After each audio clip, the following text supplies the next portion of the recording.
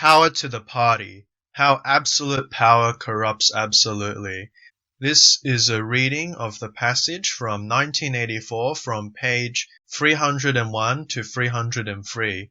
So, in summary, O'Brien lectures and tortures the protagonist Winston on the purpose of totalitarianism in the party, and that is for the party to hold onto even more power. So this passage is from the end of page 301 to 302. The party seeks power entirely for its own sake. We are not interested in the good of others. We are interested solely in power. Not wealth or luxury or long life or happiness. Only power. Pure power. What pure power means, you will understand presently. We are different from all the oligarchies of the past, in that we know what we are doing. All the others, even those who resemble ourselves, were cowards and hypocrites. The German Nazis and the Russian communists came very close to us in their methods, but they never had the courage to recognize their own motives. They pretended, perhaps, they even believed that they had seized power unwillingly and for a limited time, and that just round the corner there lay a paradise where human beings would be free and equal. We are not like that. We know that no one ever seizes power with the intention of relinquishing it. Power is not a means, it is an end. One does not establish a dictatorship in order to safeguard a revolution. One makes the revolution in order to establish the dictatorship. The object of persecution is persecution. The object of torture is torture. The object of power is power. Now do you begin to understand me? O'Brien states that the purpose of power is to beget even more power. Power is that which allows groups, organizations, nation-states to do what they want and enforce it on its citizens. Notice that George Orwell references the National Socialists and Russian Bolsheviks as examples of those who utilized cruel, controlling methods, which included a secret police, torture, and state-enforced collectivistic persecution. The National Socialists blamed their woes on the non-Aryans, whilst the Russians blamed the bourgeoisie, land-owning capitalists. They both had dreams of building a utopia, of course at the expense of the hated group. And they also both believed that once they reached this utopia, they would just freely relinquish their power. O'Brien, however, stated that power in itself is the be-all and end-all, that this utopian ideal of equality and freedom is nothing but a fantasy. Revolutions merely are the means to establish the concentrations of power that we call dictatorships, and cruel and repressive methods are used for its own sake. It is, in effect, quite a sadistic position where individuals enjoy exercising power over others for its own sake. Page 303. We are the priests of power, he said.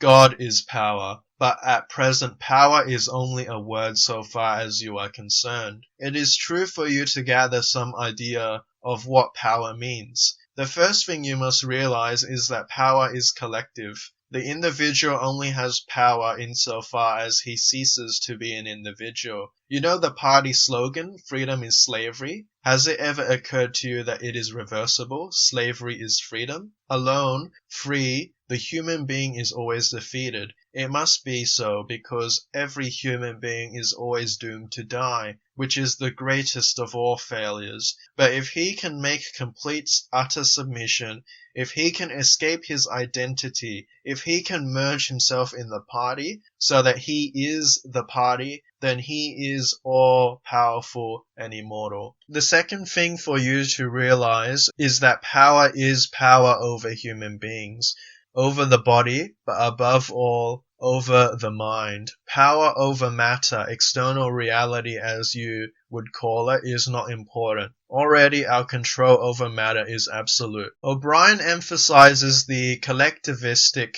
identity over the individual, and thus, in doing so, highlights it as above and greater than the individual. The individual is mortal, weak, and can die, while the collective the party, the ideology lives forever. Notice that the inversion of the statement slavery is freedom, freedom is slavery, tries to invoke that individual freedom would imply death and chaos, which is a complete failure. It is a complete inversion of how we see things in a free society, where death is viewed as that which drives the individual into something meaningful. Death in the totalitarian's mind is complete defeat, and their eternity is assured in the survival and maintenance of the collective. The collectivist fears death, for they can't continue to exercise power after it. This is similar to the monarchies of old, where the individual monarch can live and die, but the dynasty is meant to last forever, or as long as the family remains in power. Never mind that sons will backstab and kinslay their own fathers for power. As long as the family maintains power, the dynasty lives theoretically forever. A second and even greater contrast can also be seen in the emphasis of the mind over matter. He who controls the minds of men are more powerful than just manipulating the real world. This in essence harkens back to notions of magic, the occult or esoteric Gnosticism, but applied into the context of psychological warfare and propaganda. Those in power have secret ability or knowledge, and thus rule for the sake of ruling, exercising total power over the mind of individuals. For the sake of the longevity and stability of the party, think of individuals as drones, like ants, bees, or the Borg in Star Trek, and every individual as vessels of the party. It is literal brainwashing, a mimetic device that allows the party to hold onto power in the minds of every individual forever. So yeah, that concludes my perspective and interpretation of George Orwell's 1984 reading from page 301 to 303. Thank you. If you want to watch more videos, click on my YouTube channel and be sure to like, share, and subscribe. I really appreciate it. Thank you. Bye-bye.